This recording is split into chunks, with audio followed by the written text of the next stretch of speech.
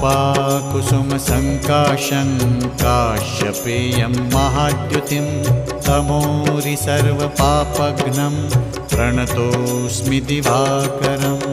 ॐ ह्रां ह्रीं ह्रौं सः सूर्याय नमः।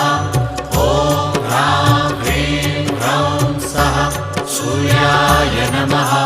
जपाकुसुमसङ्काशं काश्यपेयं महाद्युतिं तमोरि सर्वपापघ्नं प्रणतोऽस्मि दिवाकरम्।